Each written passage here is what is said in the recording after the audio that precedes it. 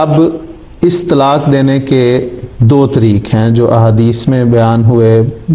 اور ایک طریق یہ جس کا میں نے تھوڑا سا ذکر کیا کہ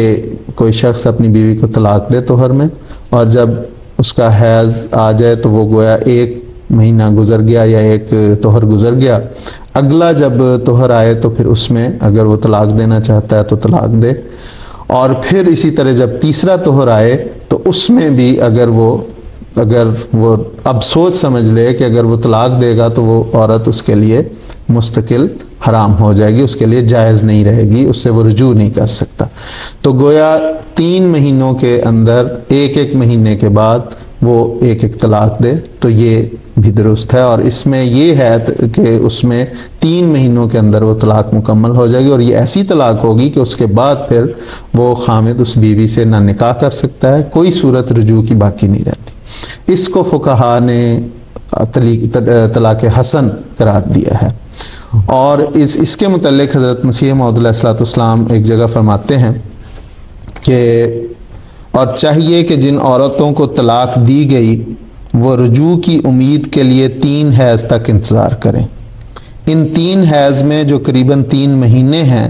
2 دفعہ طلاق ہوگی، یعنی ہر 1 حیض کے بعد خامد عورت کو طلاق دے، اور جب تیسرا مہینہ آوے تو خامد کو ہوشیار ہو جانا چاہیے کہ اب یا تو تیسری طلاق دے کر احسان کے ساتھ دائمی جدائی اور قطعی تعلق ہے، اور یا تیسری طلاق سے رک جائے اور عورت کو حسن معاشرت کے ساتھ اپنے گھر میں آباد کرے، اور یہ جائز نہیں ہوگا کہ جو مال طلاق سے پہلے عورت کو دیا تھا وہ واپس لے لے، اور اگر تیسری طلاق جو تیسرے حیض کے بعد ہوتی ہے دے تو اب وہ عورت اس کی عورت نہیں رہی، اور جب تک وہ دوسرا خامد نہ کر لے تب تک نیا نکاح اس سے نہیں ہو سکتا، یعنی ایسے شخص کی سزا یہی ہے جو باوجود ہدایت متذکرہ بالا کے پھر نہ سمجھے، اور چونکہ یہ عورت اب اس کی عورت نہیں رہی اس لیے وہ خامد کرنے میں اختیار کلی رکھتی ہے۔ تو اس میں حضرت مسیح موعود علیہ الصلوۃ والسلام نے اس چیز کو بڑی وضاحت کے ساتھ بیان کر دیا۔ یہ آریہ دھرم جو روحانی خزائن جلد 10 ہے اس کا یہ حوالہ ہے۔ اب اس کے علاوہ ایک اور طریق بھی ہے جس کو فقہا نے طلاق احسن کے نام، اس کو فقہی اصطلاح میں طلاق احسن اسے کہا ہے، اور اس میں صحابہ سے وہ مروی ہے، اور صحابہ کے نزدیک چونکہ اس میں انسان کو زیادہ سہولت دی گئی ہے اس لیے اس کو طلاق احسن کہا گیا ہے، اور اس میں طلاق کا دورانیہ لمبا ہے، اور اس کا طریق یہ ہے کہ کوئی شخص اپنی بیوی کو طلاق دے اور پھر اس کے لیے 3 حیض کا آنا عدت ہے اس میں 3 حیض یا 3 مہینے، یا اگر وہ حاملہ ہے تو وہ اس کی عدت ہوگی،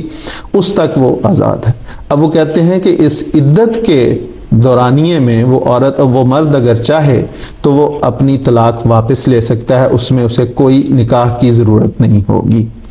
لیکن اگر وہ عدت گزر جاتی ہے اور وہ رجوع نہیں کرتا، بغیر نکاح کے اپنی طلاق واپس نہیں لیتا،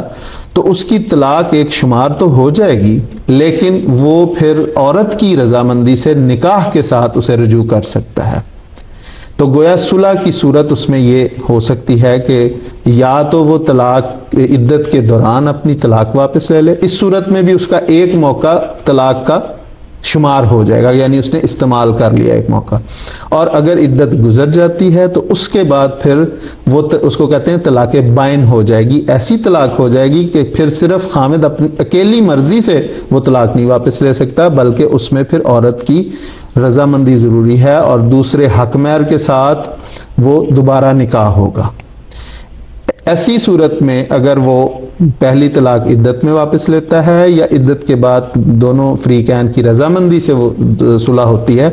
تو پھر اس کے بعد اگر وہ ان کا جھگڑا ہوتا ہے یا کوئی ایسی صورت پیدا ہوتی ہے پھر خامن طلاق دے دیتا ہے، تو پھر اس کے لیے 3 حیض یا 3 مہینے، یا اگر حاملہ ہے تو وضع حمل، وہ عدت کا پھر اس کے لیے دورانیہ ہے۔ اس میں پھر وہی پروسیجر ہے کہ وہ عدت کے دوران بغیر نکاح کے واپس اسے لے سکتا ہے طلاق کو، اور عدت گزرنے کے بعد طلاق بائن ہو جائے گی، لیکن یہ دوسری طلاق ہوگی۔ اور اسی طرح اگر وہ عدت کے دوران بھی واپس لیتا ہے تو دوسرا اس نے اپنا اختیار استعمال کر لیا۔ اب پھر اگر ان کی صلح ہو جاتی ہے، وہ میاں بیوی بن گئے، اب پھر وہ رہنے لگے پھر ان میں اگر کوئی جھگڑا، کوئی ایسی صورت پیدا ہوتی ہے تو ایسی صورت میں اگر وہ طلاق دیتا ہے تو اس کے متعلق فقہا کہتے ہیں کہ اب وہ نہ عدت میں اس طلاق کو واپس لے سکتا ہے اور نہ عدت گزرنے کے بعد نکاح ان کے درمیان ہو سکتا ہے. گویا جو ہی اس نے تیسری طلاق دی وہ طلاق بتہ شمار ہو جاتی ہے، یعنی دائمی طلاق. اور اس کے بعد پھر حتیٰ تنکحہ زوجن غیرہ، یعنی جب تک وہ عورت کسی اور جگہ نکاح نہ کرے اور وہاں پہ بغیر کسی پلاننگ کے، بغیر کسی منصوبے کے اس خامد سے اسے طلاق ہو جائے یا اس خامد کی وفات ہو جائے تو پھر وہ اس مرد کے ساتھ، اپنے پہلے خامد کے ساتھ نئے نکاح کے ساتھ رجوع کر سکتی ہے. تو یہ ہے ایک جو طلاق حسن ہے وہ چھوٹا اس کا دورانیہ ہے، اور ایک طلاق احسن جو ہے وہ ایک لمبے دورانیے میں وہ استعمال ہو. تو یہ دونوں طریق ہیں، جس طریق کے مطابق کوئی طلاق دے گا اسی کے مطابق اس کے عدت اور دیگر جو طلاق کے احکامات ہیں وہ نافذ ہوں گے.